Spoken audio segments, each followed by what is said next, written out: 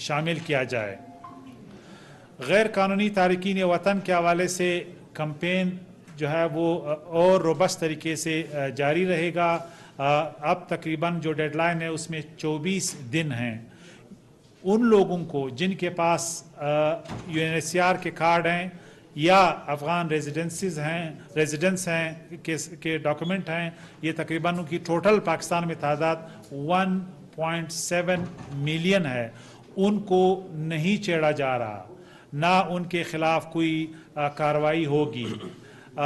इसी तरह जो लोग विदाउट डॉक्यूमेंट्स हैं, जिन्हें एलियंस कहते हैं, चाहे वो अफ़गान्स हैं, चाहे वो दूसरे ममालिक के हैं, और तीसरी कैटेगरी वो हैं जिन्होंने आइडेंटिटी थेफ्ट की है, जिन्होंने अपने नाम बदल लिए हैं या डॉक्यूमेंट्स हासिल किए हैं या पाकिस्तानी इदारों को कंप्रोमाइज़ करके, जो हमारे नादरा का सिस्टम है उसको मैनेज करके अपने लिए आईडीज़ बनाए हैं, उनके ख़िलाफ़ कार्रवाई होगी।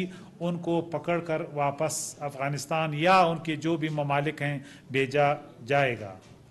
आखिर में वज़ीर आला बलूचिस्तान ने बलूचिस्तान गवर्नमेंट की जानिब से आर्मी चीफ को, वज़ीर आज़म को और तमाम शुरका को यकीन दिलाया कि नेशनल एक्शन प्लान पर हर सूरत बलूचिस्तान हुकूमत मनवान इक़दामात करेगी।